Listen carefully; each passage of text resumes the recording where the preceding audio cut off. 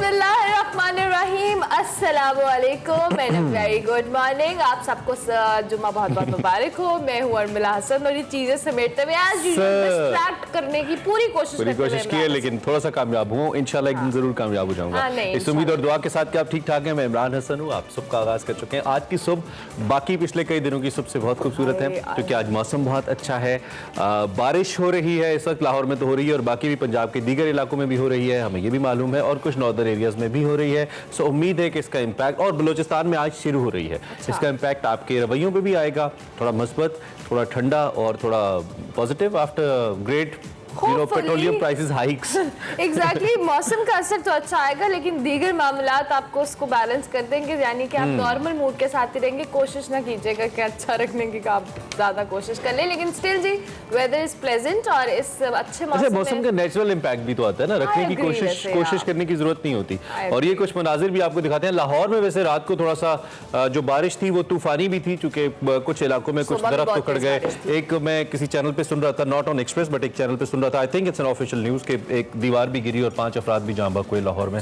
ऐसे भी, हाँ ऐसे भी पुलिस साहब कह रहे हैं कि ये कंफर्म न्यूज़ है। सो बड़ी अफसोसनाक कुछ खबरें भी आई। कुछ बिल बोर्ड्स तो मैंने खुद खैर देखा कि वो गिरे हुए थे और उस पर जो मुख्तलिफ शीट्स थी वो फटी हुई थी। मैं बहुत तेज हवा थी और बहुत तेज आंधी थी। रात को आंधी बहुत ज्यादा थी, उसके बाद जो बारिश थी उसकी इंटेंसिटी इतनी ज्यादा नहीं थी, लेकिन स्टिल जो आंधी की वजह से ज्यादा तबाही हुई है उसका इम्पैक्ट ज्यादा आया। लेकिन स्टिल सुबह भी बारिश की जो कह लें इंटेंसिटी थी वो काफी ज्यादा थी। होपफुली कहा जा रहा है कि लेकिन वी डोंट माइंड ये हो जाए, खैर रखे और उन लोगों के लिए खैर रखे जो थोड़े वल्नरेबल है, थोड़ी ऐसी जगहों पे रहते हैं। आप प्लीज थोड़ी सी अपनी हिफाजत भी कीजिए ताकि आपका नुकसान ना हो। लेकिन ये बारिश हमें चाहिए थी, पानी के लिए भी चाहिए थी और मौसम के लिए भी चाहिए थी। और खुशी की बात यह कि अगले 4-5 दिन ये सिलसिला है, तो अल्लाह करे खैर की हो और अच्छे से बरसे ताकि मौसम भी तब्दील हो और थोड़ा सा हमारे मिजाज पे भी अच्छा।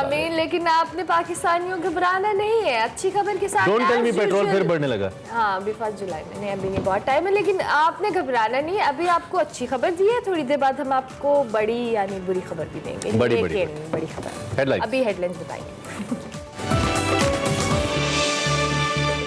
कमर तोड़ महंगाई और इक्तिसादी बहरान की वजह से हुकूमत मुआशी मसाइल में फंस गई। पीटीआई ने सियासी दबाव बढ़ाना शुरू कर दिया। इमरान खान ने बढ़ती महंगाई के खिलाफ इतवार से मुल्कगीर एहतजाज की कॉल दे दी। कराची यानी 240 का ज़िमनी इंतखाब MKM पाकिस्तान ने मैदान मार लिया। TLP का दूसरा नंबर। पोलिंग के दौरान फायरिंग और लड़ाई झगड़ों के मुख्तलिफ वाक़यात, एक शख्स जाँ बहक, मुतअद्दिद जख्मी हो गए। सियासी जमातों के एक दूसरे पर फायरिंग के इल्जाम। पीटीआई को बड़ा रिलीफ मिल गया। इस्लामाबाद हाई कोर्ट ने ममनुआ फंडिंग केस का 30 दिन में फैसला करने का हुक्म कलअदम करार दे दिया। बाकी जमातों के खिलाफ कार्रवाई भी मुनासिब वक्त में मुकम्मल करने की हिदायत। सऊदी हुकूमत का मस्जिदुल खीफ 2 साल बाद खोलने का फैसला। वजारत इस्लामी उमूर कमेटी के मुताबिक रवा साल 8, 10, 11, 12 और 13 जिलहज को हुज्जाज मस्जिदुल खीफ में नमाज अदा कर पाएंगे। Segment over a cup of coffee में सारा बलोच करवाएंगी मुलाकात डिजाइनर मुनीब नवाज से। और देखती आंखों सुनते कानों को तारिक अजीज का सलाम पहुंचे। कहने वाले तारिक अजीज हमसे बिछड़े 2 बरस बीत गए। आज हम तारिक अजीज साहब को भी ट्रिब्यूट पेश करेंगे, लेकिन आगे जाके अभी आपको बताएंगे आज की बड़ी खबर।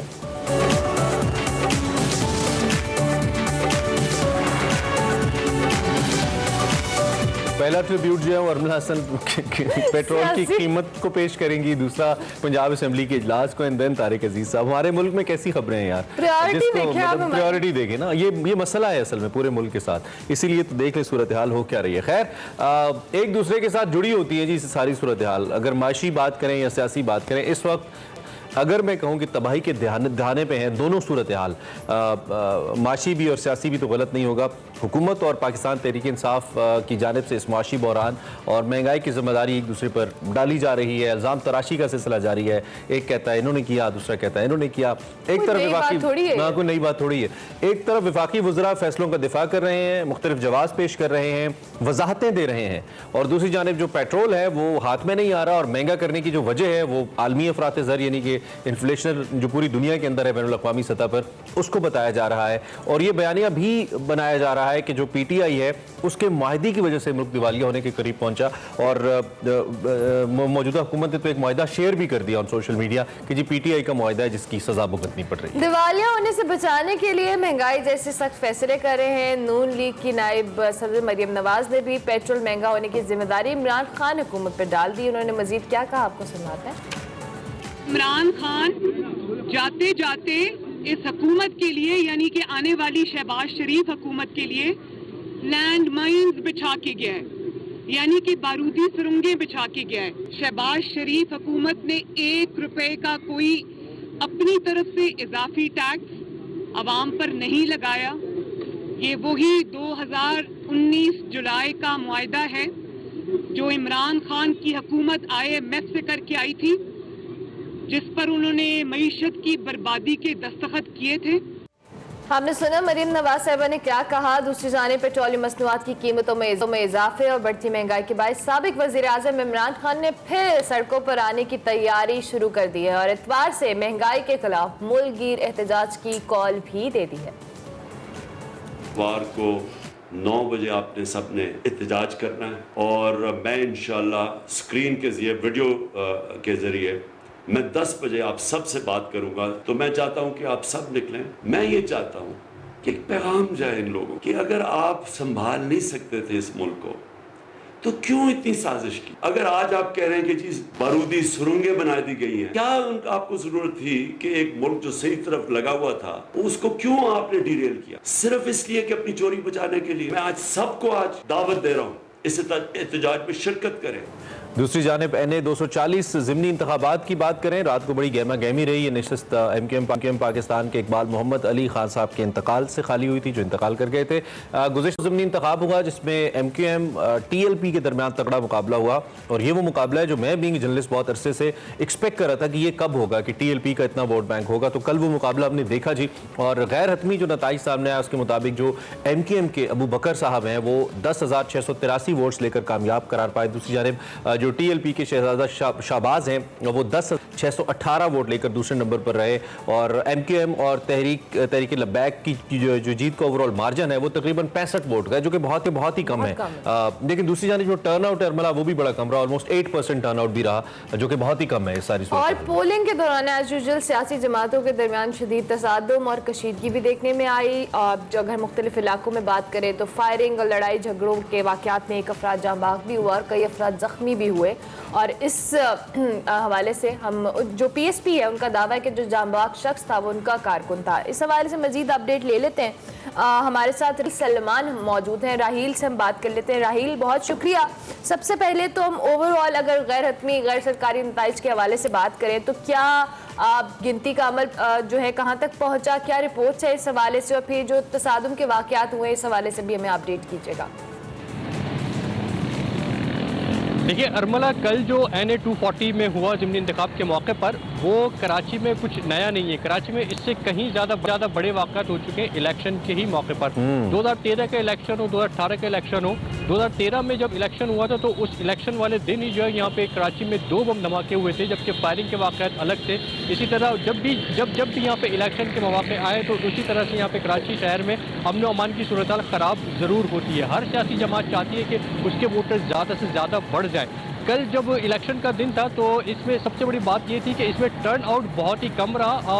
5.5 लाख तकरीबन जो वोटर्स थे और जो कैंडिडेट जीता है उसमें जो है वो 10,500 से कुछ ही ज़्यादा वोट हासिल किए हैं। तो ये अगर हम इसका शरह फीसद निकालें तो ये तकरीबन 8-8.5% बनता है, जो कि इंतहाई कम है। इसकी सबसे बड़ी वजह तो ये थी कि एक वर्किंग डे में ये इलेक्शन रखा गया। अगर छुट्टी के दिन रखा जाता है, जैसे हफ्तावार तातील होती है हफ्ता या इतवार को, तो शायद टर्न आउट थोड़ा ज़्यादा होता। उसके अलावा जब यहाँ पे दोपहर 3-3:30 बजे तक सिचुएशन बिल्कुल नॉर्मल चल रही थी, बिल्कुल पीसफुल था सब कुछ और पोलिंग का अमल जो है वो नॉर्मल चल रहा था। लेकिन अचानक ही 3-3:30 बजे के बाद जो वो सूरत-ए-हाल एकदम चेंज हो गई और जो हाथापाई के वाक़यात हो रहे थे मुख्तलिफ जमातों के कारकुनों के दरमियान, वो एक मुसल्लह तसादुम की सूरत-ए-हाल इख्तियार कर गया। और इस मौके पर इलाका यूँ समझ ली कि गोलियाँ जो है वो गोलियों की तड़तड़ाहट से गूंज रहा था इलाका पूरा। लाडी तो राहील, ये मालूम हो पाया कि ये शुरू किसने किया था और क्या फिर इस सिलसिले में कुछ गिरफ्तारियां भी हुई? पुलिस ने भी कोई अपना रोल प्ले किया? देखिए, इन जो कल ये सारे वाक़यात हुए उसके पुलिस ने 4 मुकदमा दर्ज कर लिए हैं। उसमें जो है वो कुछ सियासी जमातों के रहनुमा और कारकुनों के नाम भी मेंशन किए गए, उनको नामजद किया गया, नॉमिनेट किया गया है। अच्छा। जबकि जो है इस वक्त पुलिस हुक्काम के मुताबिक 5 अफराद को गिरफ्तार किया जा चुका है कल के वाक़यात के सिलसिले में, और 4 मुकदमा दर्ज किए गए जिनमें 780 जो कि इंसदाद दहशतगर्दी एक्ट है वो भी आयद किया गया है। अच्छा। उसमें 2 जमातों के सरबराह के नाम भी डाले गए हैं। पुलिस हुक्काम ये बताते हैं कि इस सिलसिले में मजीद गिरफ्तारियों का भी इम्कान है, क्योंकि जो CCTV फुटेजेज और जो दीगर फुटेजेज है वो जमा की जा रही है और उसके बाद फिर तफ्तीश का अमल आगे बढ़ेगा। ठीक है। अच्छा, ये भी यहाँ पे राहिल ये भी बताइए, क्योंकि जो तहरीक लब्बैक पाकिस्तान है उसका ये दावा था कि वो जीत रहे थे, और मैं चूंकि रात को जब फॉलो कर रहा था तो उनकी जितनी भी मकामी लीडरशिप है वो ये कह रही थी कि जी हमें हराया गया है, धांधली की गई है। ये जवाब तो सुनने में आता है जब भी कोई इलेक्शन हारता है, लेकिन ये मार्जिन इतना कम है 60-65 वोटों का कि उससे समझ भी आता है कि may be there is something wrong. फिर कुछ आपने देखा कुछ CCTV फुटेजेस भी आई जिसमें कुछ लोग बैलेट बॉक्सेस को तोड़ते नजर आते हैं, कुछ उस पेपर्स को, बैलेट पेपर्स को उठाते नजर आते हैं और आगे भिजवाते नजर आते हैं। तो इसके बाद अब क्या सूरत हाल है? क्या आज चूंकि जुम्मा भी है, तहरीक लब्बैक का एक मजहबी ताल्लुक भी है, तो क्या कुछ ऐसा तो नहीं कि एहतजाज हो रहा हो? आज की क्या सूरत हाल है अलसुब?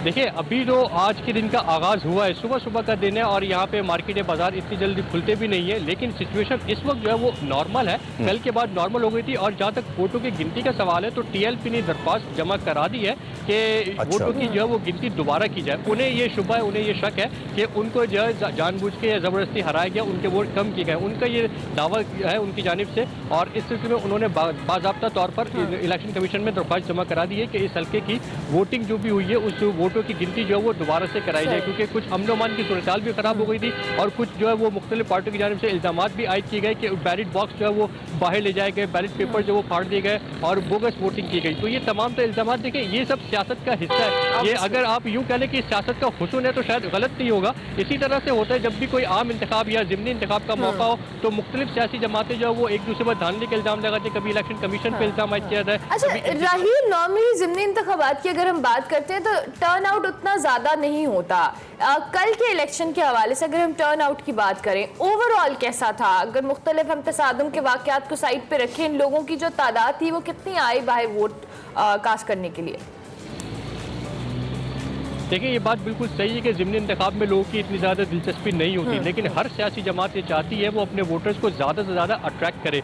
लेकिन जैसा कि मैंने पहले भी कहा कि कल का जो वो सबसे बड़ा जो एक तरह से आप कह लें कि मिसमैनेजमेंट थी, वो ये थी कि एक वो वर्किंग डे में रखा गया। अगर वो हफ्तेवार तातील में रखा जाता, लेट से कि सैटरडे या संडे को रखा जाता, तो शायद मुमकिन तौर पर यह टर्न आउट थोड़ा बढ़ जाता। लेकिन क्योंकि एक वर्किंग डे में रखा गया था, लोग अपने रोजी रोजगार में मसरूफ थे, इस वजह से भी टर्न आउट कम रहा और यूजुअली इतना ज़्यादा होता भी नहीं है। लेकिन एक 5-5.5 लाख के वोटर्स में सिर्फ और सिर्फ जो कैंडिडेट जो जीता है वो 10,500 समथिंग से जीता है, तो वो एक यकीनी तौर पर बहुत ही ज़्यादा कम टर्न आउट रहा। ये अगर हम इसको फीसद में निकालें तो कोई 8-8.5% ये बनता है, तो जो कि इंतहाई कम था।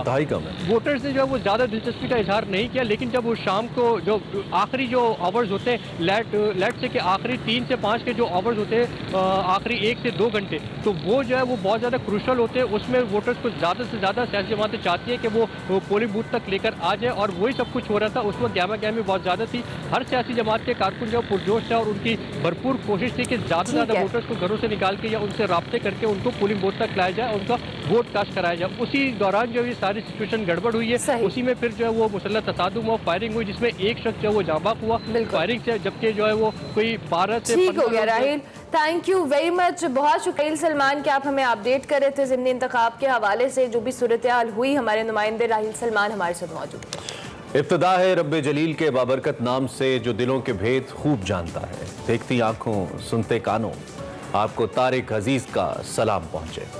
ये अल्फाज तो आपको याद ही होंगे। हम जिक्र कर रहे हैं तारिक अजीज साहब का, जो कि इन अल्फाज के बानी थे, इनके कहने वाले थे, और उनसे बेहतर किसी ने अल्फाज कहे नहीं। आज उनको हमसे बिछड़े 2 बरस बीत गए। 1938 को भारतीय पंजाब जालंधर में पैदा होने वाले तारिक अजीज का ख़ानदान आज़ादी के बाद हिजरत करके पाकिस्तान आया और साहिवाल में आबाद हुआ। पहली बार उन्हीं की आवाज़ तो थी जो रेडियो पाकिस्तान लाहौर से हवा के दोष पर लहराई, और फिर जल्द ही पाकिस्तान टेलीविज़न के पहले अनाउंसर भी बन गए। 1999 तक कौमी असम्बली के रुकन भी रहे। न्यूज़ कास्टिंग का शोबा हो या प्रोग्राम की मेज़बानी, फिल्म में अदाकारी हो या फिर दिलों पर असर करती शायरी, फ़न तकरीर हो या सियासत का मैदान, हर जगह उन्होंने कमाल किया। आज से 2 साल कबल आज ही के दिन 84 बरस की उम्र में खालिक हकीकी से जा मिले, अपने पसंदीदा शहर लाहौर में दफन है और अपने तमाम असासे रियासत पाकिस्तान के नाम करके गए। सलाम तारिक अजीज। ब्रेक लेते हैं।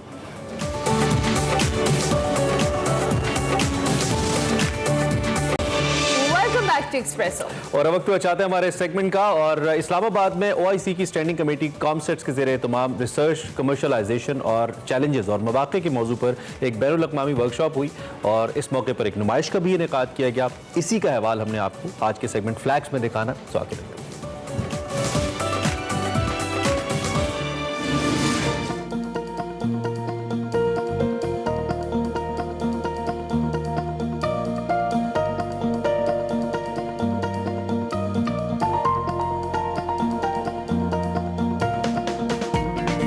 इस्लामाबाद में OIC की स्टैंडिंग कमेटी कॉमसेट के ज़ेरे एहतमाम रिसर्च, कमर्शलाइजेशन, चैलेंजेस और मौक़े के मौजू पर बैनुल अक़वामी वर्कशॉप और नुमाइश का इनेकाद किया गया।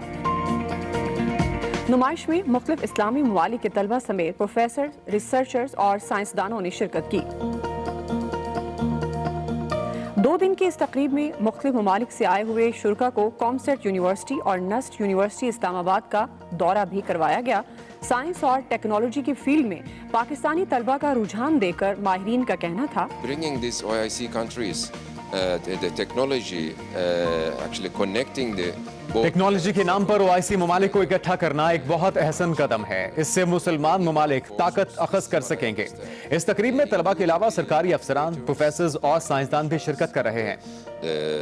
the government officials, इस काविश से हम लोग अपने अपने मुल्कों में तरक्की की राहें हमवार कर सकते हैं।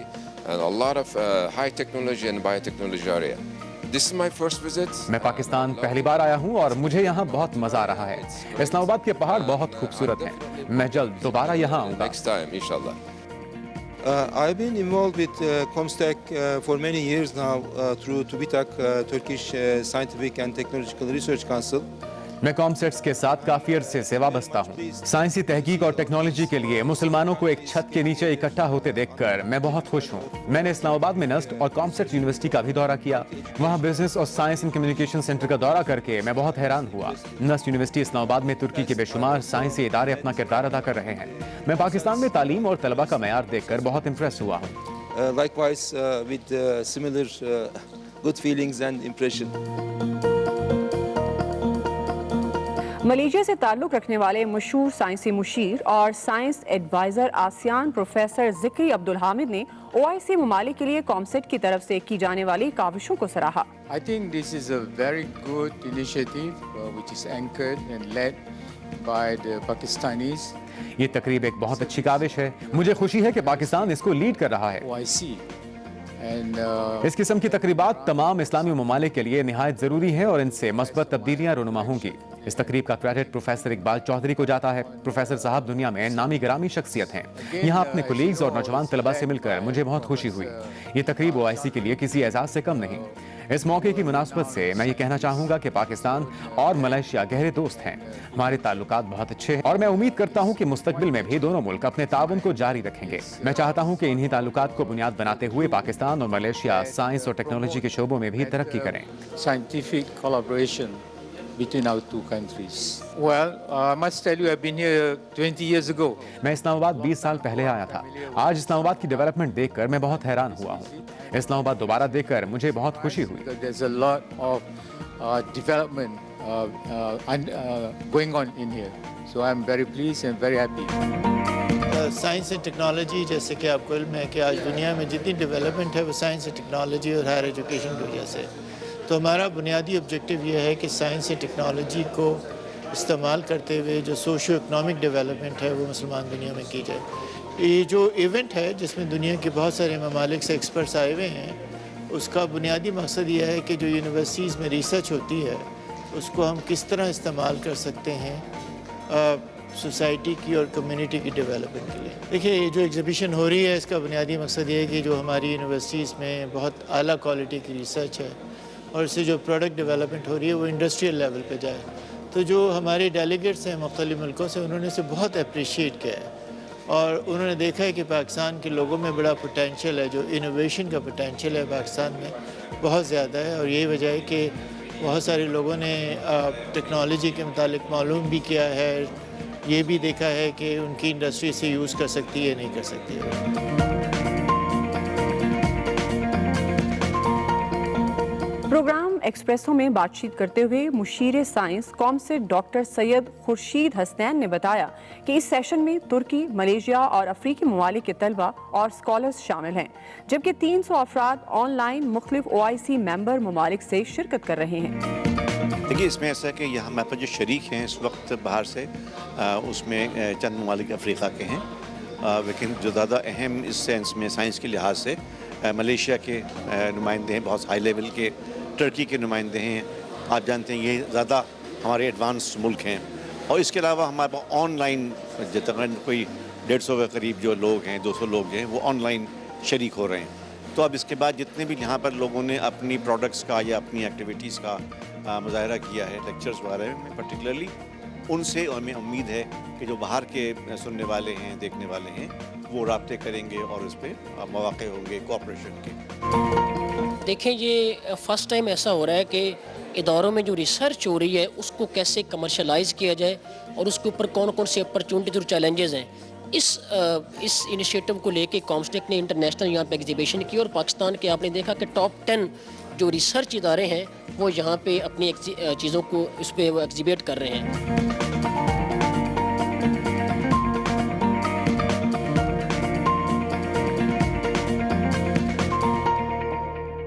I'm so glad that I'm present here in this workshop. इस वर्कशॉप में शिरकत करने पर मैं बहुत खुश हूँ। इसकी वजह यह है कि एक रिसर्चर होने के नाते मुझे ये पता चला कि हम किस तरह अपनी रिसर्च को कमर्शलाइज कर सकते हैं।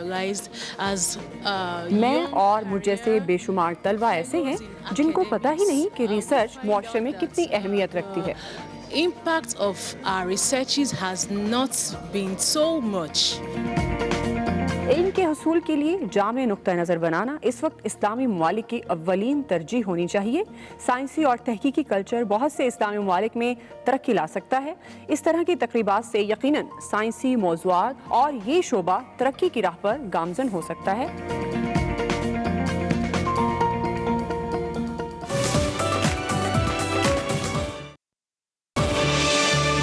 Welcome back to Espresso. वैसे तो इतने अच्छे मौसम में बहुत कुछ खाने को दिल करता है, लेकिन इस गर्मी में आपका सुबह सुबह लस्सी पीने का अगर आपको दिल कर रहा है तो फरियाल आज आपको जेदे की लस्सी पिला रही हैं। देखते हैं आज का देसी फूड।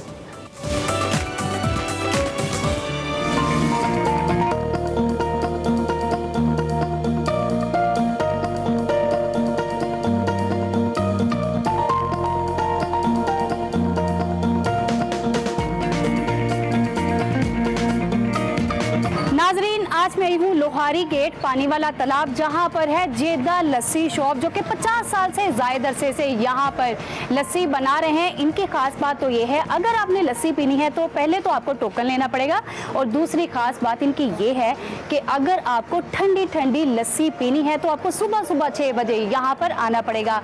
आइए चलकर देखते हैं ये लस्सी बनाते कैसे हैं और यहाँ का टेस्ट कैसा है।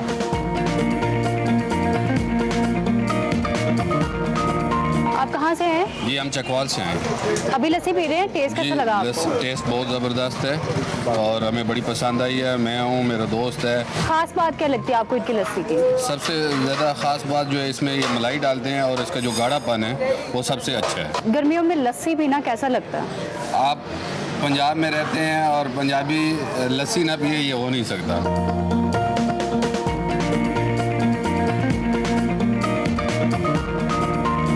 से लस्सी पीते कितना अर्सा हो गया? मुझे हो गया 10-12 साल हो गए यहाँ से लस्सी पीते। अच्छा, कभी कुछ चेंज हुआ? कोई चेंज, एक ही टेस्ट है इनका।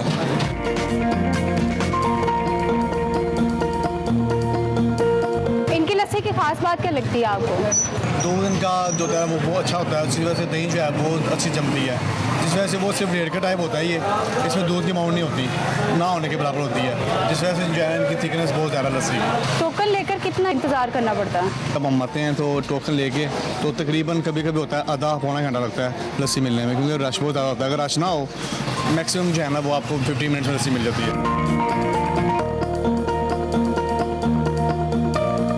अच्छा, खास बात क्या लगती है इनकी लस्सी की? खास बात यही है कि इनका दही खट्टा नहीं है, मतलब आपके गले को इरिटेट नहीं करता। आप लस्सी पीते हैं, आप जगह पे आप ट्राई करके देखें, आपके गले में खारिश होना शुरू हो जाती है, आपको खांसी आना शुरू हो जाती है, ये ऐसा कोई मसला नहीं आता है इसमें। ठीक है, पानी का इस्तेमाल भी नहीं करते, खालिश चीज़ तो आजकल मिल नहीं रही, अगर जहाँ से मिल रही है तो फिर आपके सामने ही है रास्ते। आप यहाँ पर लस्सी लेने के लिए टोकन लेते हैं, तो कितना इंतज़ार करते हैं पहले? देखिए, अगर अब हम जैसे भी हम आए हैं तो बाई चांस है कि अभी टोकन वगैरह सर्व हो रहे थे तो हमें जल्दी भी मिल गया। बाद का हमें आधा घंटा 45 मिनट तक भी वेट करना पड़ता है।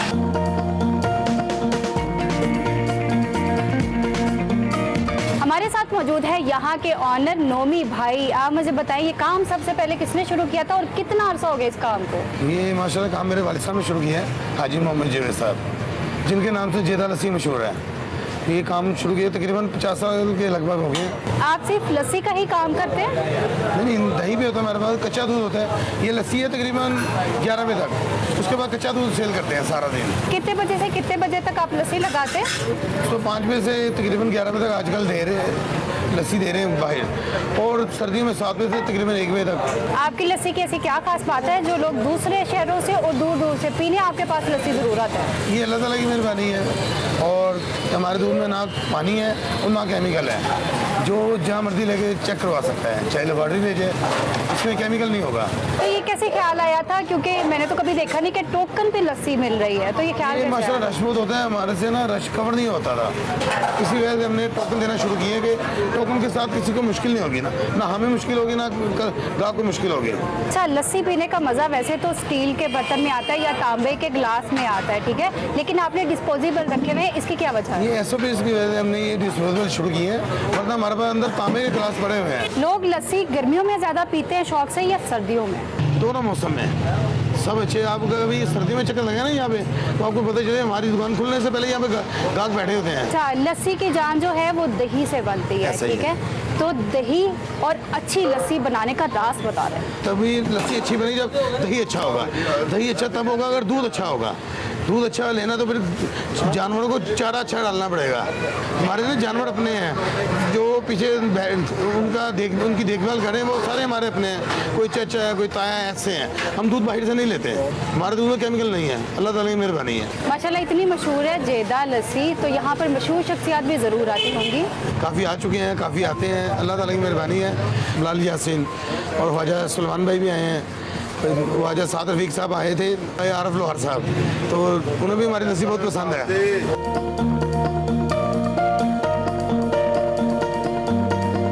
नाजरीन, मेरे लिए लाहौर की मशहूर तरीन लस्सी आ चुकी है। ये वाकई बहुत ज़्यादा लजीज है, और जिसको कहते हैं ना कि सही लस्सी, ओरिजिनल और खालिस तरीन लस्सी, ये वो है, और इसका टेस्ट भी बहुत ज़्यादा लजीज है।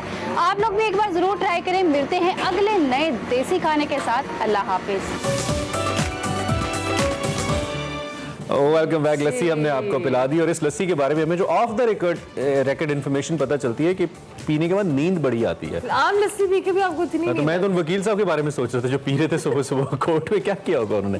खैर जी, इंटरनेशनल क्रिकेट काउंसिल के बारे में बात करते हैं। इस वक्त एक होता है ना, एक वक्त में एक नाम गूंजता है अल्हम्दुलिल्लाह, और वो इस वक्त बाबर आजम का। ये बाबर आजम का दौर चल रहा है क्रिकेट में। इंटरनेशनल क्रिकेट काउंसिल ने उनके कारनामों की तारीफ की है, उनकी गर्विदा नजर आती है, और अब से कुछ देर पहले अपने जो ऑफिशियल ट्विटर हैंडल है, that has more than 15 million लोग उन्होंने तारीफ की है, और उन्होंने भी कहा है बाबर आजम का hard work it pays of. और इस वक्त बाबर आजम T20 और वनडे में नंबर 1 है, और इनको कैप्स भी दी जा चुकी हैं ICC। और इसी कैप्स वाले पिक्चर जिसमें उनको ICC के मिलने वाली जो 2 कैप्स थी, जो बाबर आजम ने अपने ऑफिशियल हैंडल पे पोस्ट की थी, और ये लिखा था कि बहुत अच्छा। ICC ने जब इसको रीट्वीट किया तो उन्होंने लिखा कि बाबर आजम बहुत अच्छे हैं, आप इसके मुस्तहिक हैं। और इस वक्त अगर हम बात करें वनडे और T20 रैंकिंग की, इंटरनेशनल जो आलमी रैंकिंग है उसमें नंबर 1 पर हैं।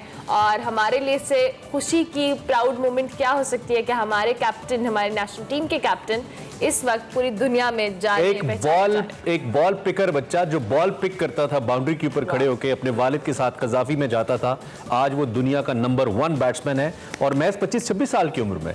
क्या बात है Babar Azam, hats off to you. चलें जनाब, ब्रेक लेते हैं, ब्रेक के बाद हाजिर होते हैं। आप देखते रहिए espresso. Welcome back fish fish show के दूसरे हिस्से में आ चुके हैं जनाब। टाइम गुजर रहा है आहिस्ता ना। मुझे आपको याद नहीं आया, मैंने कहा अभी याद 10 करा बजे दूं। हैं, अभी मैंने कहा कहाँ याद गुजर रहा करा दूं आपको।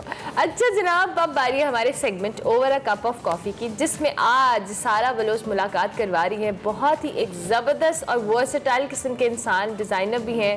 अक्सर हम उनको होस्टिंग करते हुए देखते हैं, मुनीब नवाज। तो देखते हैं क्या बातें हुई आज के सेगमेंट में over a cup of coffee. बिस्मिल्लाहिर्रहमानिर्रहीम, अस्सलाम वालेकुम and a very good morning दोस्तों। आप देख रहे हैं over a cup of coffee की एक नई एपिसोड सारा बलोच के साथ। आज का शो एक खूबसूरत सी बात से शुरू करना चाहती हूँ। हम में से कितने ऐसे लोग हैं जो बड़े बड़े ख्वाब देखते हैं, लेकिन बस ख्वाब देखते ही रहते हैं, उनकी तकमील होने का इंतज़ार भी नहीं करते और आगे परसू भी नहीं करते। आज का शो बड़ा ख़ास है, बड़ा इंस्पिरेशनल है, बड़ा मोटिवेशनल है। अगर आप ज़िंदगी में कहीं स्टक हो गए हैं और समझ में नहीं आ रहा है कि यार ये ख्वाब है, मैं पूरा करना चाहता हूँ लेकिन कैसे होगा, कोई चीज़ है जो रोक रही है आपको, तो ये शो बड़ा ख़ास है। क्योंकि मेरा मेहमान आज का कई साल पहले जब 16 ईयर्स का था, एक मुश्किल आन पड़ी और उस मुश्किल की वजह से उसने एक बिज़नेस का आगाज़ किया। आज पाकिस्तान का one of the leading fashion designer है। जैसे मैंने पहले कहा, आज का शो बहुत अलग है। आज मैं कुछ सीखूंगी, आप कुछ सीखेंगे। बदलते हुए वक्त के साथ अपने आप को इवॉल्व कैसे करते हैं, रेलिवेंट कैसे रहते हैं। 16 साल की उम्र से जिसने अपने बिजनेस का आगाज़ किया, वो आज तक इतना कामयाब कैसे है। कामयाबी का राज पूछते हैं आज मुनीब नवाज से। आइए मेरे साथ।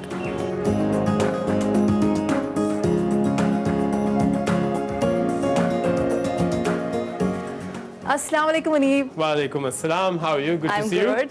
Good morning. Good morning. Munib, I really want to ask you this कि भाई आपने फैशन डिज़ाइनिंग की शोज़ बहुत सारे किए, उसके बाद रेस्टोरेंट खोलने का ख्वाब कब आया माइंड? एक बहुत बचपन से शौक है खाना बनाने का एक्चुअली।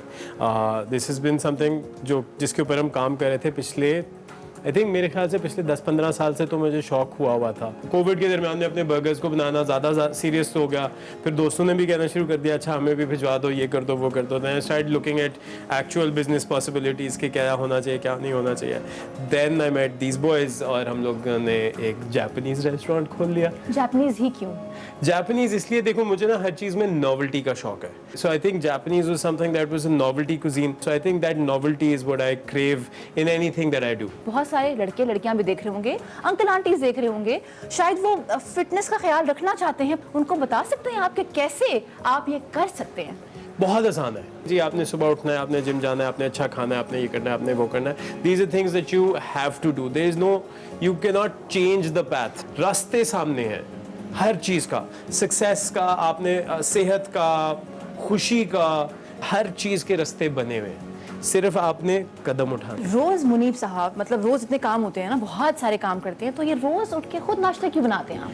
मुझे शौक भी है और आई थिंक जो मुझे खाना है वो अगर मैं खुद नहीं बना सकता, जो मेरे अंदर पहला मील जाना है after a long break, this is when your whole, this is actually जो नाश्ता जिसको कहते हैं ब्रेकफास्ट ऑफ चैंपियंस या your first meal of the day, that is priming you for the rest of your day. आपका जैसा पहला मील होगा ना, वैसा आपका दिन होगा। मुनीब का एक अपना कोड ऑफ लाइफ भी है, इंस्पायर बेटर लाइफस्टाइल। ये बच्चों के अंदर कैसे अब एडजस्ट कर रहे हैं, क्योंकि आज के बच्चे दे डिफरेंट। सबसे पहली चीज़ ये है कि मुझे तुमसे ज़्यादा पता है, mindset will not get us anywhere in life. It will not, because अगर हम अपने बच्चों से लड़ना शुरू हो जाएंगे ना कि जी मुझे तुमसे बेहतर पता है, मुझे तुमसे ज़्यादा पता है, मेरा माइंडसेट तुम्हारे से बेहतर है, ये है वो है, हम लोग ना बहुत ज़्यादा इन चीज़ों पे अपने आप को लड़ाई करने के चक्रों में पड़ जाते हैं। तो बच्चे कैसे सीख रहे हैं फैमिली वैल्यू सिस्टम के बारे में? I think it's a matter of lead by example. 16 साल के आप थे, आप गए लाहौर से कराची, क्या वजह थी, क्यों गए थे? It was just a bad phase in our supposed financial part of our life, but there's nothing wrong with it now. Alhamdulillah, I've learned so much in that phase. क्या हुआ था ऐसा कि एकदम से सब कुछ लगा के डाउन हो गया है? एक लड़का जो HSN जाता है, पूरी उसकी एक लाइफ स्टाइल है, थोड़ी सी वो डिस्टर्ब हुई, कैसे गैदर किया? सच्ची बात बताऊं, आई थिंक आपको ना सिर्फ ये प्रैक्टिस या ये उम्मीद होनी चाहिए कि जो भी होगा वो अच्छे के लिए होगा। Do you accept what you are right now? ठीक है? So what happens is if you accept whatever is happening, और उसके अंदर हमेशा कोई ना कोई सिल्वर लाइनिंग होती है हर चीज़ के अंदर। You have to see the silver lining. गिर के जो उठे हैं उन्होंने गिरना भी सीखा, उन्होंने उठना भी सीखा और उन्होंने दूसरों को भी सिखाया। चलते हैं हम live session towards this breakfast. Yes, आ जाए। अच्छा मुनीब, हम बना क्या रहे हैं? यार ये हम बना रहे हैं मेरा फेवरेट बीफ टेपनयाकी। सो हम बेसिकली यही ले लेते हैं। खुशबू भी बहुत अच्छी है। अब हम इसको काट देंगे। कौन सी ऐसी और चीज़ है जो कि इंस्टेंट हैप्पीनेस देती है मुनीब को? हर चीज़। Everything that I do makes me happy. What makes you angry, Muneeb? I don't know. Music किया नहीं, आज़ाद शायरी लिखते? बहुत ज़्यादा। तो किसी को दिया क्यों नहीं आज तक कि गा लो?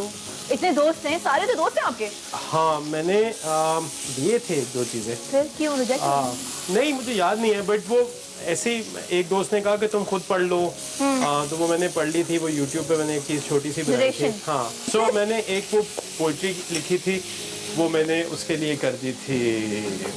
उसका मैंने YouTube पे वो बनाई थी, एक वीडियो सी बनाई थी। इसमें क्या क्या है? This is garlic butter and this is butter. That's the best combination life has to offer. अच्छा, न्यू लॉट में से किसको सुनना बहुत पसंद है? यार बहुत सारी अच्छी म्यूजिक है पाकिस्तान की, बहुत ही अच्छी म्यूजिक आ रही है। आप बेशक उसको देख लो। शमून का मैं कल ही एक नया गाना सुन रहा था, that was really good। अभी हसन रहीम की नई वीडियो हमने की है। Cool, मैंने देखा, बहुत अच्छा लगा। हसन रहीम की वीडियो के कपड़े किए हैं। फिर हमने कोक स्टूडियो में वो नेड़े नेड़े वस्ते बिल्कुल मैंने देखा, नेड़े नेड़े अरूज आफ्ताब के आपने अरूज आफ्ताब के किए थे। So Arooj is taking the globe by storm. बहुत अच्छी खुशबू है इसकी। हाँ, घर पे बना सकते हैं लोग ये? हाँ हाँ, आप लोग बना सकते हैं, आसान है। ढेर सारी सब्जियां हैं इसके अंदर। हाँ, जो घर में हो वो डाल लें। जो घर में जो घर में डाल लें। Which one is your favorite song these days? So there's a lot of Noori stuff that I really like, right? That's something that I have. मतलब मैं there's a lot of Junoon stuff that I really like. There's a lot of Ali Azmat stuff that I really like. जुनून के तो गाने कमाल। तो हम जल्दी जल्दी सब करेंगे रैपिड फायर, जल्दी जल्दी। लेकिन आपको चूज करना पड़ेगा वन। अगर मौका मिले आपको तो किसके काम को अपने घर की जीनत बनाना पसंद करेंगे? किसके काम को? हाँ, राशिद राना या Imran Qureshi? I would take Imran Qureshi. Okay, दोनों में से कौन बेहतर शो होस्ट करता है, वासे चौधरी या अहमद अली बख्श? वासे। अच्छा मुनीब, आपके ख्याल से इनमें से किसको शदीद ज़रूरत है ग्रूमिंग की और स्टाइलिंग की, राना सनाउल्लाह या शेख रशीद साहब? शेख रशीद साहब बहुत कूल है। राना सनाउल्लाह को बहुत सारी चीज़ों की ज़रूरत है। उसमें से एक चीज़ स्टाइलिंग भी है। और ये बन चुका है बहुत मज़े का, और हम इसे खाएंगे। पहले ये खाते हैं, फिर एक और जगह पे लेके जाएंगे। साथ रहे हमारे।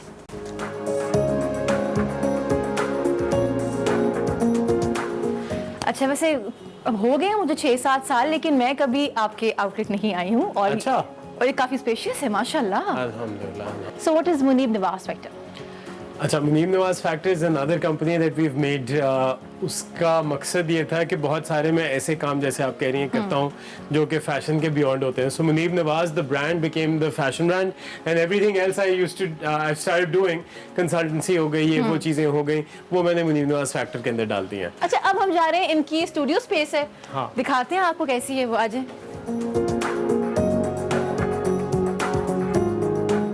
कोविड में सर्वाइव कैसे किया था और आने वाले वक्तों में अपने आप को कैसे एडजस्ट कर रहे हैं? बेसिकली तैयार रहना ही सबसे इम्पोर्टेंट चीज़ होती है। हम लोग जनरली ज़िंदगी बगैर तैयार रहे जी देते हैं। हमें पता ही नहीं होता क्या होने वाला है, क्या नहीं होने वाला। अच्छा, किस चीज़ से डर लगता है? नाशुक्री से। हाँ, अब्बा की कोई बात जो दिल पे घर कर गई, आज तक वो याद है? Not really. Not really. कोई तो होगी। Very close to अब्बा। अरे बहुत छोटे थे आप। बिल्कुल सही कह रहे हैं। नहीं, we didn't have the best of relations, I'll be very honest. But उन्होंने मुझे ये थोड़ा सा ये याद है कि उन्होंने कहा था कि अगर ये कर लिया तो तुम्हारा क्रेडिट, अगर ये नहीं किया तो तुम्हारा blame, your life your decision type situation.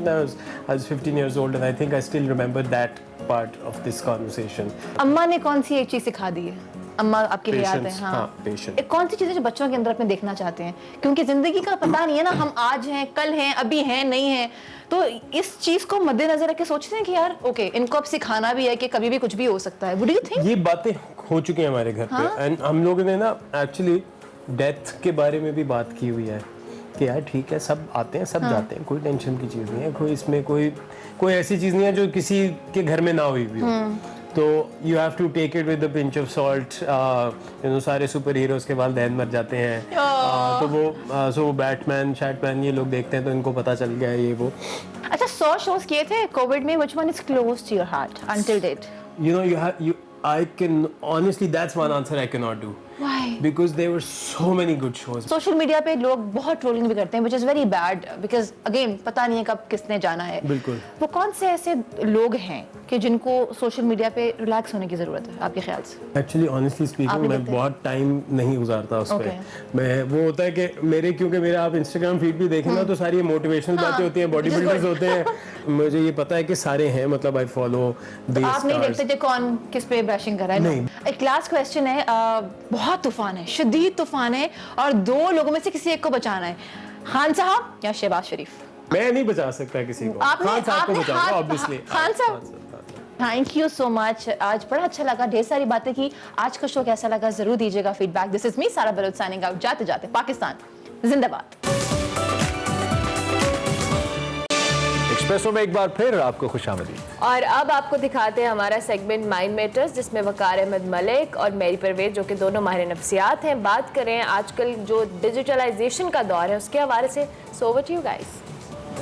Thank you Imran and Nirmala. तो आज जिस टॉपिक के ऊपर हम बात करें या जिस मौजू को हम डिस्कस करेंगे वो डिजिटलाइजेशन है. डिजिटलाइजेशन लास्ट 2 साल में स्पेसिफिकली अगर बात की जाए कोविड के दरमियान बहुत ज़्यादा इसका इंक्रीज़ हुआ. बहुत से बिजनेसेस ने भी अपने आप को डिजिटलाइज कर लिया, चाहे वो शॉपिंग ऑनलाइन है, चाहे वो मार्केटिंग ऑनलाइन है, चाहे वो इवन प्रैक्टिसिंग मेंटल हेल्थ या साइकोलॉजी ऑनलाइन है. तो हर चीज़ अब वर्चुअल और डिजिटलाइज होने लग गई, तो इसका हमारी मेंटल हेल्थ के ऊपर क्या इम्पैक्ट हुआ, ये इस बात से वाजिया है कि हम लोग ना सिर्फ अपने काउंसलिंग रूम्स और क्लिनिकल सेटिंग्स में इसका इम्पैक्ट देख रहे हैं, बल्कि एज अ सोसाइटी भी हम एक बहुत बड़ा ड्रास्टिक चेंज और एक डिफरेंस देख रहे हैं. तो वकार साहब, आई थिंक कि मेरी नज़र में मुझे लगता है कि डिजिटलाइजेशन जिस तरीके से हो रही है, आपको क्या लगता है कि इज दिस समथिंग जो कि एक जनरेशन का प्रॉब्लम है, या ये सिर्फ अभी टेम्पररी चीज़ है, या हम देख सकते हैं कि हम इसको फोरसी कर सकते हैं कि फ्यूचर में भी इसका मेंटल हेल्थ के ऊपर क्या इम्पैक्ट होगा? देखिए, इसका हम एक्चुअली 2 सतहों पे बात कर सकते हैं. एक तो ये है कि जो डे टू डे रूटीन में डिस्टर्बेंस है लोगों की, वो एक अलग चीज़ है. स्लीप पैटर्न अगर प्रॉब्लम है, स्लीप पैटर्न का वो एक अलग मामला है. आप बहुत ज़्यादा एक्सपोज्ड हैं उसके साथ और ब्लू लाइट के साथ, वो एक अलग चीज़ है.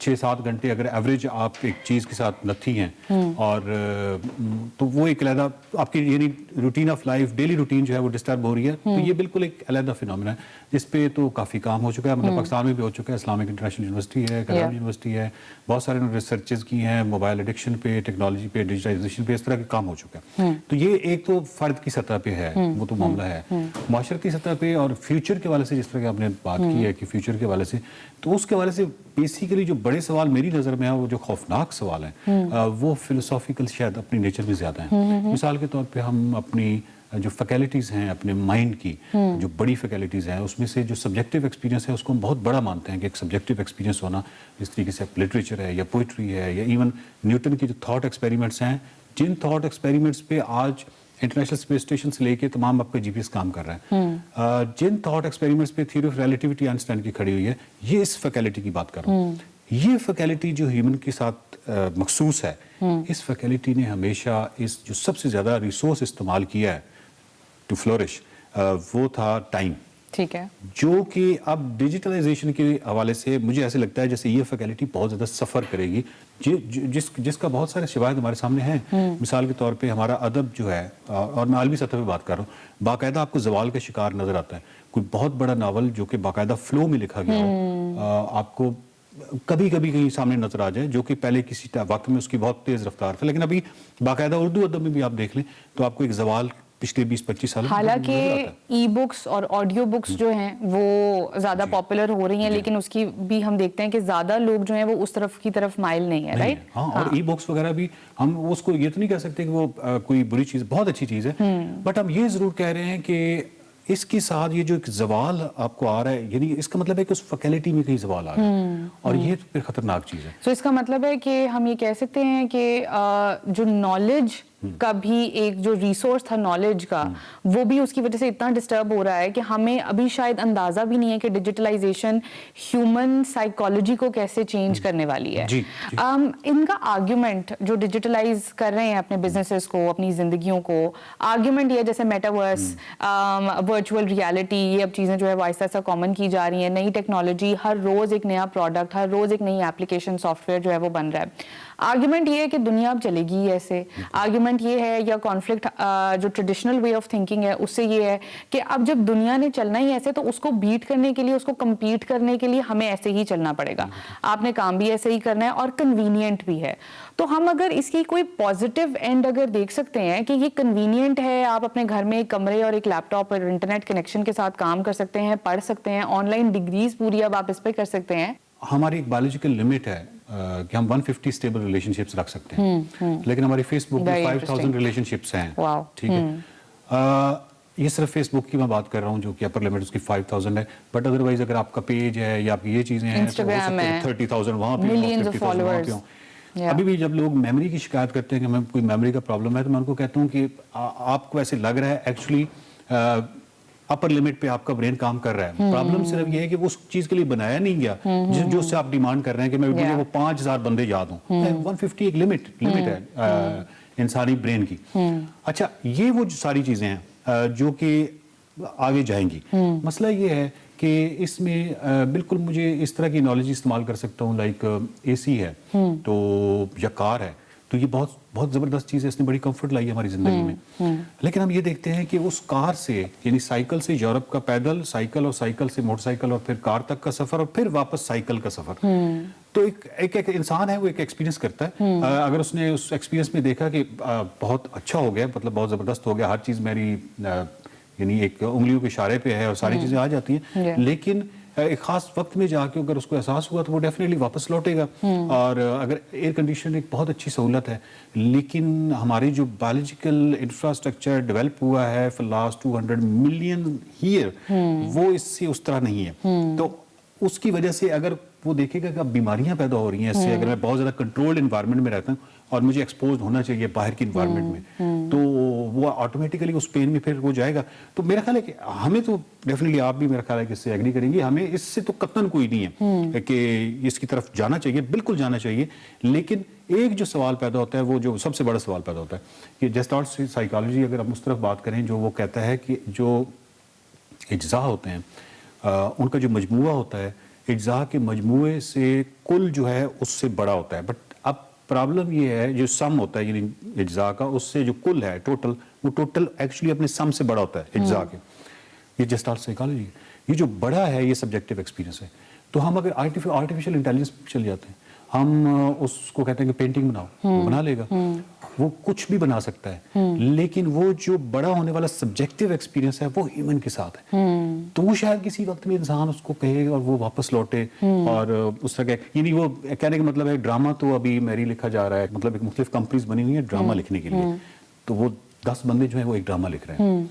एक ड्रामा जो था, जो कि लिटरेरी आदमी, बड़ा अदीब लिख रहा था, जो कि उसका अपना एक्सपीरियंस था, फ्लो में था और एक अपना उसका एक्सपीरियंस था, जिसको हम आज भी बड़ा ड्रामा कहते हैं। आज के ड्रामे को हम क्राफ्ट कह सकते हैं, आर्ट नहीं कह सकते।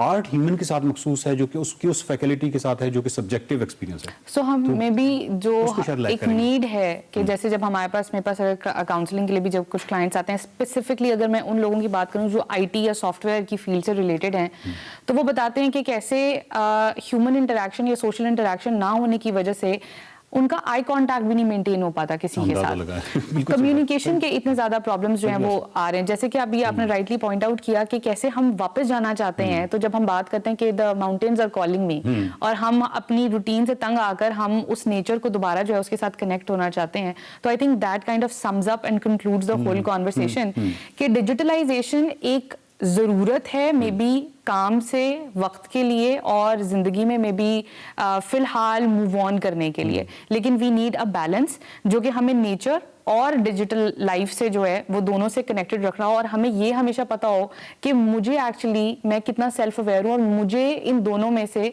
किस चीज़ को प्रायोरिटाइज करना है और कैसे इसको बैलेंस करना है। और मेरा भी आखिरी फिक्र यही है कि हमें डिसिप्लिन होना पड़ेगा। डिजिटलाइजेशन बहुत खूबसूरत चीज़ है, इसमें हमें खास डिसिप्लिन होना पड़ेगा और बच्चों को करना पड़ेगा, और ताकि वो कोई जो बड़ा एक्सपीरियंस है जो नेचर का, जिस तरह आप कह रही हैं, ऐसा ना हो कि किसी ऐसे फ्लो में जाके वो किसी बड़े एक्सपीरियंस से महरूम हो जाए हमारी इस बात की वजह से, तो बिल्कुल हमें बिल्कुल उस पर डिसिप्लिन होना पड़ेगा। मतलब कि वैल्यू करें आप अपने डिजिटल वर्ल्ड को भी, but at the same time value अपनी असल रियल जिंदगी को भी। सो रील और रियल जिंदगी के अंदर एक बैलेंस जो है वो क्रिएट करें। एंड आई थिंक कि अगर हम एक बैलेंस को और अपनी डिसीजन मेकिंग जो एवरीडे बेसिस के ऊपर है उसके अंदर एक डिसिप्लिन लेकर आ जाएं, तो आई डोंट थिंक कि डिजिटलाइजेशन जो है वो हमें नेगेटिवली इम्पैक्ट कर सकती है। Thank you very much for watching the show today. हम कोशिश करेंगे कि नेक्स्ट टाइम आपको और बेहतर टॉपिक के साथ लेकर आ सकें। Thank you. Welcome back to Espresso. बात करते हैं कुछ फादर्स डे के हवाले से। आपको मालूम है कि बाप दुनिया की वो हस्ती है जो बच्चों की परवरिश के लिए किसी भी हद तक जो हस्ती कोशिश करती है औलाद के लिए हर आसाइश को मुमकिन बनाने के लिए, बाप ही वो शख्सियत है जो अपना बेहतरीन अमल करता है, जो बेस्ट हो सकता है, जो बन पड़ता है वो करता है। और इन काविशों और इन कोशिशों, इन मुशक्क़तों का अगर हम शुक्र अदा करना शुरू कर दें तो मेरे ख्याल में उम्र बीत जाए हम शायद अपने माँ बाप की और ख़ास तौर पे बाप की शफ़क़त का एक दिन का कर्ज नहीं उतार सकते हम, जो कुर्बानी एक वालिद अपने बच्चों के लिए देता है। ये बात हम क्यों कर रहे हैं? चूँकि फादर्स डे के बारे में आपको मालूम है, वैसे तो 19 जून को मनाया जाना है, आई थिंक तीसरे वीक का जो संडे होता है जून का, उसको मनाया जाता है। लेकिन हमारा जो कि शो नहीं था और मौजू बहुत बड़ा था, तो हमने कहा कि आज हमें इस पे बात बिल्कुल फादर्स डे, चूंकि हम आपके साथ नहीं होंगे उस दिन, हमारा शो नहीं होता, लेकिन स्टिल आज हम इस दिन के हवाले से बात करेंगे। और दीन इस्लाम में भी वालिद के मकाम और मर्तबे के हवाले से जो अहकामात हैं उस पर आज हम बात करेंगे। हमारे साथ प्रोफेसर नासिर महमूद हैं जो कि इस्लामिक स्कॉलर भी हैं। प्रोफेसर बहुत शुक्रिया। ऑब्वियसली ये वो टॉपिक है या वो मौजू है जिस पे अगर हम बात करें तो ऑब्वियसली हम सबके दिल के बहुत करीब होता है। हर एक की अपनी फादर के साथ जो फिलिएशन है वो बड़ी डिफरेंट और यूनिक होती है, स्पेसिफिकली अगर हम बेटियों की भी बात करें। तो पहले तो हम इस दिन के हवाले से ज़रूर बात करेंगे कि इस दिन का आप क्या कुछ कहें इस हवाले से कि इस दिन की अहमियत क्या है, और फिर इस्लामिक पॉइंट ऑफ व्यू से भी हम इसको डिस्कस करते हैं।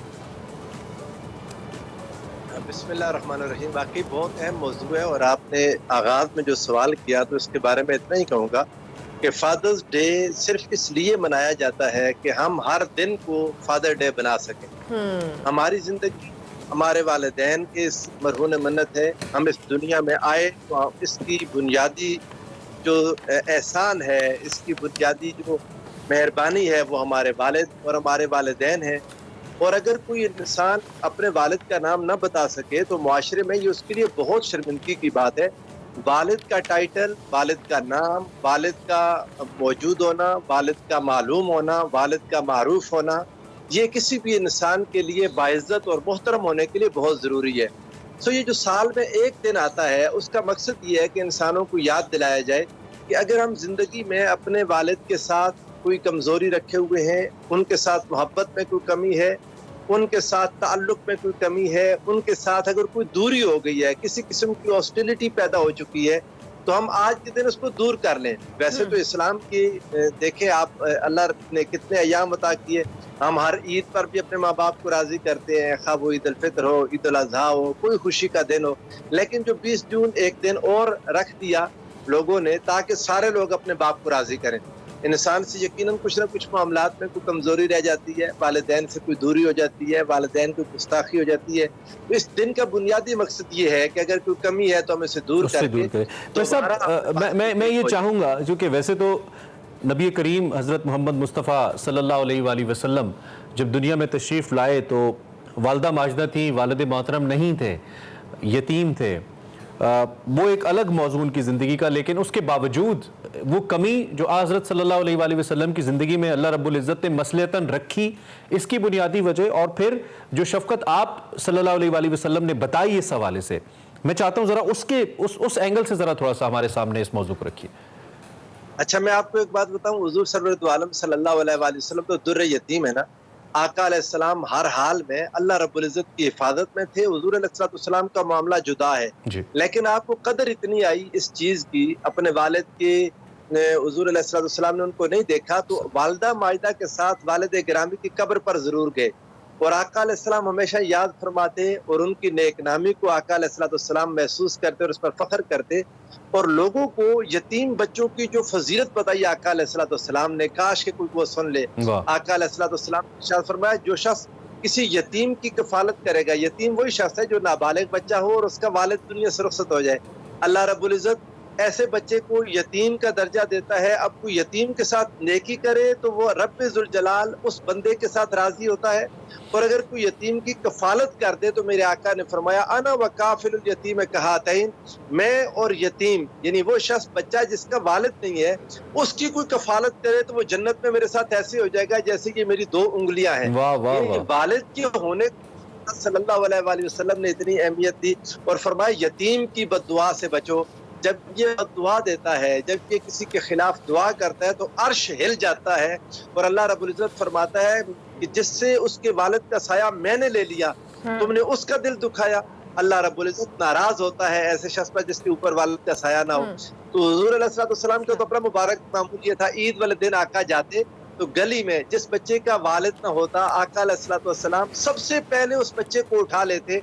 और एक यतीम बच्चा कहता है कि हुज़ूर अलैहिस्सलाम ने ईद के दिन मेरे साथ इतनी शफकत फरमाई, इतनी मेहरबानी फरमाई, इतनी मोहब्बत से पेश आए कि बाकी बच्चे कहने लगे काश कि हमारा वालिद ना होता तो रसूलुल्लाह सल्लल्लाहु अलैहि वसल्लम हमारे साथ इतनी शफकत फरमाते। ये आका अलैहिस्सलाम की अपनी जिंदगी का मुबारक मामूल यही था कि जिनका वालिद ना होता हुज़ूर अलैहिस्सलाम उन पर बहुत शफकत फरमाते थे। तो अल्लाह रब्बुल इज़्ज़त ने जो हुज़ूर अलैहिस्सलाम के वालिद को आपने कहा हिकमतन ले लिया, बहुत प्यारा जुमला बोला आपने, तो अल्लाह ने वो सारे लाड जो माँ बाप ने करने थे वो लाड रसूलुल्लाह के खुद अल्लाह ने उठाए। वाह वाह वाह। अल्लाह ने उठाए। सुभान अल्लाह। वाह। वैसा जिस साल उठाए आपकी क्या कमी महसूस होगी? वाह, खूबसूरत बात कि अल्लाह ताला ने वो लाड उठाए जो वालिद ना उठा सके उनके। वो सब एक बच्चे की परवरिश में ऑब्वियसली जिस तरह से शफकत, मेहरबानी और ये सारे मामलात एक वालिद के ज़िम्मे होते हैं, उसकी तालीम और तरबियत में भी वालिद का बहुत इंपॉर्टेंट किरदार होता है। और उसके लिए भी बहुत सारी ऐसी चीज़ें हैं जो हम अच्छी या बुरी अपने वालिद मोहतरम से ही सीखते हैं। स्पेसिफिकली हम बच्चों की बात करें, इस हवाले से भी आप कुछ हमें एक्सप्लेन करें। अच्छा, वैसे मैं आपको बताऊं, आज वालिद की फजीलत पर ही रहे, आज अब्बू पर गिला नहीं करेंगे कोई भी। नहीं, हम गिला नहीं, हम पॉजिटिविटी की बात कर रहे हैं। बिल्कुल हाँ, पॉजिटिविटी की बात करूंगा कि इंसान को अल्लाह रब्बुल इज़्ज़त ने कहाँ तक अपने वालिदैन के अदब व एहतराम का हुक्म दे दिया। मैं आपको बताऊं, हैरान रह जाएंगे। अल्लाह रब्बुल इज़्ज़त ने इरशाद फरमाया ववस्सैनल इंसाना बिवालिदैहि इहसाना, हमने इंसान को नसीहत की है कि अपने वालिदैन के साथ हुस्न सलूक करे, एहसान करे। अब ये एहसान की जहाँ तक बात है ना, तो एहसान का मतलब ये होता है कि जो उन्होंने हमारे साथ किया हम उससे बढ़कर कुछ करें। यानी अगर तो उतना ही हम करें जितना वालिदैन ने किया, ये अदल है। अल्लाह ने अदल का हुक्म नहीं दिया कि जैसा उन्होंने किया वैसे तुम उनके साथ करो। और मैं सच्ची बात आपको बताऊं, अगर अल्लाह अदल का हुक्म दे देता तब भी कोई पूरा नहीं कर सकता था। बेशक जाए कि रब्बुल जलाल ने एहसान का हुक्म दे दिया कि हम तो माँ बाप के एक दिन का बदला नहीं चुका सकते, वालिद की एक दिन की शफकत को नहीं उठा सकते। जो बाप दिन देखता है ना रात, धूप देखता है ना छाँव, दिन रात मेहनत करके इन बच्चों का पेट पालता है, जो चलने फिरने के काबिल नहीं है, उठने बैठने के काबिल नहीं, छोटा सा बच्चा जो बातचीत नहीं कर सकता, इस बाप से रोजी लेकर इस अल्लाह ने रोजी अता की तो वसीला बाप बना। ये बाप दिन रात मेहनत करके अपना पेट काट के इसके मुंह में डालता रहा, हत्ता कि इसको बोलना आ गया, इसको चलना फिरना आ गया, इसको इख्तियार मिल गया, इसको इक़्तिदार मिल गया, इसको हुस्न मिला, इसको जवानी मिली, इसको ताकत मिली। अब जब इस लेवल पर आ जाए तो अल्लाह फरमाता है मैंने तुम्हें हुक्म दिया है वालिदैन के साथ एहसान करना। याद रखना, जो उन्होंने तुम्हारे साथ किया है उससे बढ़कर तुमने करना है। बाप ने कभी अपना पैसा नहीं रोका। और प्रोफेसर, जो कि वक्त कम है, हम नबी करीम सल्लल्लाहु अलैहि वसल्लम की ज़ात अक़दस के हवाले से, क्योंकि उनसे बेहतरीन कोई मिसाल कायनात में है नहीं, ना आई है ना आएगी, तो बतौर वालिद उनका जो एक रिश्ता अपनी साहबजादी के साथ रहा, बीबी फातिमा तो ज़हरा के साथ रहा, मैं चाहता हूं कि ज़रा उसको उसके तनाजुर में आप एक बेटी का जो फ़राइज़ हैं या जो मोहब्बत का मयार है, अगर कोई मिसाल हमारे सामने, वैसे तो लाखों करोड़ों हैं, कोई एक दे दीजिए कि वो बतौर वालिद किस तरीके से नबी करीम सल्लल्लाहु अलैहि वसल्लम का इकराम फरमाती थी, जो उन पर फ़र्ज़ भी था लेकिन एक मिसाल भी अपने तौर पर, तो वो हमें दे दीजिए ताकि हम इस मौजू को ख़त्म कर सकें। आपने जो नाम ले लिया हुज़ूर सय्यदा कायनात सय्यदा आलम का, वाक़अतन पूरी दुनिया की इंसानियत के लिए एक रोल मॉडल है। उन्होंने एक तो हुज़ूर सरवर दो आलम सल्लल्लाहु अलैहि वसल्लम के साथ जो उनका पहला रिश्ता था वो यही बेटी होने का था। खुद हुज़ूर अलैहिस्सलाम ने बतौर बाप क्या मोहब्बत की, फरमाया फातिमा तो बुदअतुम मिन्नी, फातिमा मेरे जिगर का टुकड़ा है, मन अग़दबहा फ़क़द अग़दबनी, जिसने इसको नाराज किया उसने मुझे नाराज किया, मन अहब्बहा फ़क़द अहब्बनी, जिसने इससे मोहब्बत की उसने मुझसे मोहब्बत की, जिससे फातिमा राज़ी उससे मैं राजी।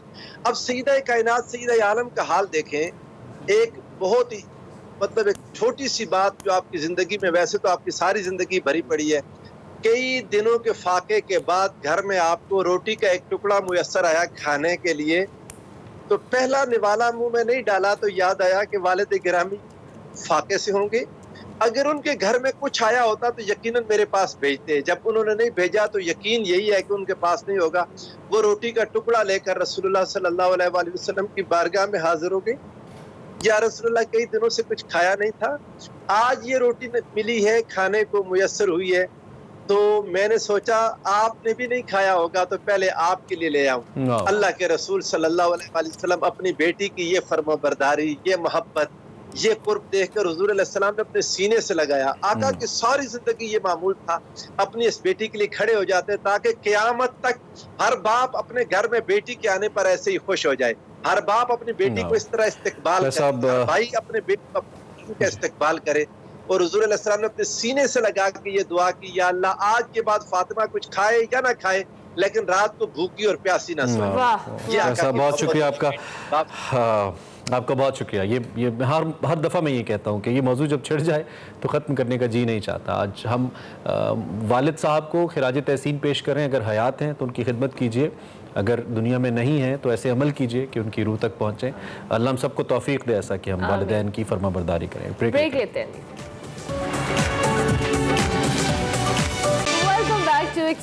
सिंस इस वीकेंड तो आपको मालूम है कि हम टाइम आउट विद एहसन की डिटेल आपके साथ शेयर करते हैं। मशहूर शो है, एक्सप्रेस एंटरटेनमेंट का तो है ही, सोशल पे बहुत मशहूर है, लोग बहुत शौक से देखते हैं। और इस दफ़ा हम्माद और फराज फारूकी ब्रदर्स जो हैं वो इस वक्त मेहमान है इस टाइम आउट विद एहसन के अंदर। हो जाता है slip of tongue. Let's see the teaser time out with Ehsan. Industry में इस वक्त सबसे क्यूट लड़की ये है। मेरी तरफ से जवाब, इसकी तरफ से जवाब है। हम्माद बता रहा है। हाँ, हम्माद बता रहा है किंजा हाशमी। हाँ यार, क्योंकि हम्माद के मैंने बैक टू बैक 1-2 प्रोजेक्ट्स देखे हैं उनके साथ और इनकी केमिस्ट्री, इनकी फ्रेंडशिप बहुत अच्छी है। That's why I just thought it. And she's very sweet also. Yeah, she is. और इसकी नजर में कौन है सबसे क्यूट लड़की?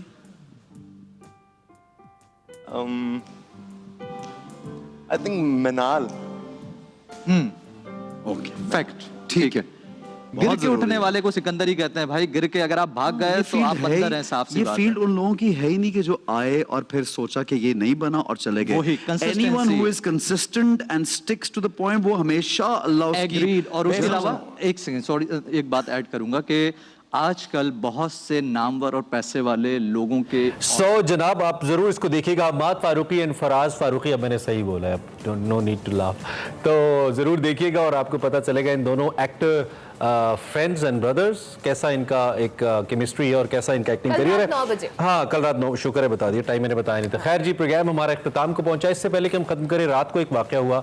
दानियाल अजीब साहब जो कि साबिक वजीर भी हैं, मुस्लिम लीग नून के सीनियर रहनुमा भी हैं, उनको हादसा पेश आया, ट्रैफिक हादसे में शदीद जख्मी हो गए। उसके कुछ मनाजिर आपने हमारे बुलेटिन में भी देखे होंगे। ये उनकी गाड़ी है और बहुत ही ख़तरनाक एक्सीडेंट हुआ। ये मनाजिर है जब उनको हॉस्पिटल लेके जाया जा रहा था। इत्तलात ये हैं कि उनकी शायद बाजू टूटी है और वो जख्मी भी हैं, लेकिन जांबर रहे हैं और हमारी दुआ है कि वो जल्द से एहतियात हो। हमारी दुआ है उनके लिए, अल्लाह ताला उन्हें सेहत दे। चलिए जनाब, शो का वक्त खत्म हो गया। आपसे हमारी मुलाकात हो गया पीर के रोज, लेकिन कल और परसों हमारा बेस्ट ऑफ जरूर देखिएगा। कभी तक के लिए अल्लाह हाफ़िज़।